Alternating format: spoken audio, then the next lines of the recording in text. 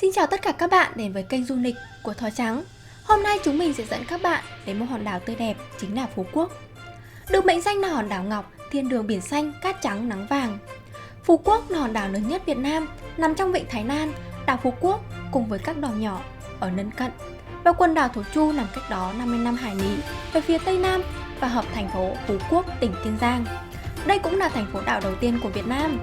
Nào, hãy cùng chúng mình khám phá top những địa điểm trải nghiệm không thể bỏ lỡ khi bạn ghé thăm Phú Quốc nhé. Bắt đầu nào! Tìm về dấu ấn lịch sử văn hóa với nhà tù Phú Quốc. Tới Nam đảo, Phú Quốc không thể không ghé thăm nhà tù Phú Quốc, nơi ghi lại dấu ấn lịch sử hào hùng của dân tộc ta. Tiếp theo đến đền thờ Nguyễn Trung Trực. Đền thờ được người dân Phú Quốc xây dựng để tưởng nhớ vị anh hùng có công với đất nước, với dân tộc. Hàng năm, cứ đến ngày 28 tháng 8 âm lịch, người dân Phú Quốc lại đổ về đây để làm giỗ ông. Sau đó đến làng chài Hàm Ninh. Làng chài thu hút khách du lịch bởi những nét cổ kính, làng chài truyền thống. Đặc biệt, làng chài còn là nơi lý tưởng để ngắm bình minh và hoàng hôn.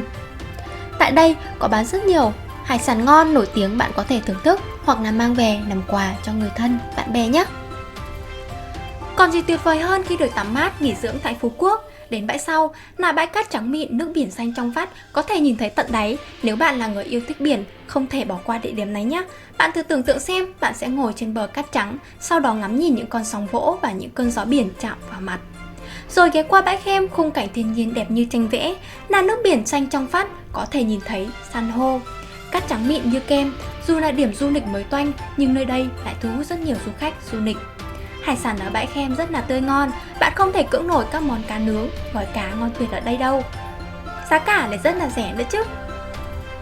Ngoài ra còn có bãi Trường, khu du lịch phức hợp lớn nhất tại đảo Phú Quốc, nằm ngay ở thị trấn Đông Dương. Với đường bờ biển trải dài từ cảng Dinh Cậu trở xuống phía nam Phú Quốc. Ngoài ra bạn còn có vui chơi tại khu du lịch Suối Chanh. Nước ở đây rất trong, nằm giữa rừng cây xanh, tạo nên một bức tranh sơn thủy tuyệt đẹp. Tuy nhiên nếu đi vào mùa khô sẽ không có nước. Khu du lịch Suối Chanh nổi tiếng với những quả bồ quân rất là ngon, ngọt. Nếu có dịp ghé thăm thì mời bạn thưởng thức thử nhé. Lặn ngắm san hô. Du lịch lặn ngắm san hô ở Phú Quốc là trải nghiệm bạn chắc chắn không thể bỏ qua khi đến với mảnh đất này, vì san hô nơi đây nằm trong top những dải san hô đẹp nhất ở Việt Nam. Đặc biệt hoang sơ và được bảo tồn rất tốt, như các khu vực như quần đảo An Thới, Gành Dầu, Rạch Vẹ. Thời gian đẹp nhất để lặn ngắm san hô ở Phú Quốc là vào mùa khô, từ giữa tháng 10 đến tháng 4 hàng năm. Để lặn ngắm san hô được trọn vẹn, hãy chuẩn bị và kiểm tra bộ dụng cụ của mình thật kỹ để khi xuống nước không gặp sự cố và ngắm sẽ tuyệt hơn nhé. Khám phá trải nghiệm tại đảo Hòn Thơm. Cụm đảo Hòn Thơm nằm ở phía bắc Phú Quốc. Tại đây bạn có thể lặn ngắm san hô, xem các khu nuôi trồng thủy sản của ngư dân. Bạn có thể tham quan làng câu mực nổi tiếng tại Phú Quốc. Khu nuôi cấy ngọc trai là món đồ trang sức rất được lòng chị em phụ nữ.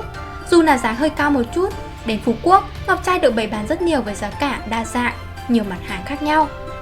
Đến Phú Quốc bạn có thể tham quan quy trình nuôi cấy ngọc trai ở các cơ sở như Ngọc Trai Quốc An, Ngọc Trai Ngọc Hiền, Ngọc Trai Long Bus.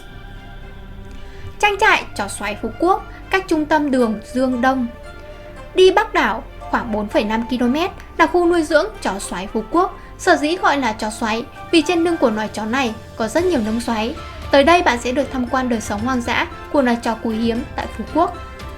Nếu là người yêu thích động vật, bạn có thể mua một chú chó xoáy này về để nuôi nhé. Sau đó bạn có thể ghé thăm công viên Vinpearl Safari. Công viên vườn thú Vinpearl Safari Phú Quốc là công viên đầu tiên tại Việt Nam được thiết kế xây dựng theo quy mô Safari, một mô hình sở thú bán hoang dã nổi tiếng trên khắp thế giới. Nhiều khách du lịch cho rằng ngắm hoàng hôn ở Phú Quốc là đẹp nhất ở Việt Nam. Bạn có cho rằng như thế không? Bạn có thể ngắm ở mũi Dinh Cậu, là một thắng cảnh khách tham quan Phú Quốc không ai không tìm đến nghỉ ngơi, thưởng ngoại. Cảnh hoàng hôn ở đây vô cùng đẹp, mang đến những cảm xúc tuyệt vời cho du khách. Mũi Gành Dầu, tới mũi Gành Dầu để chiêm ngưỡng thiên nhiên hoang sơ tuyệt đẹp. Mũi đất nhô ra từ biển cả.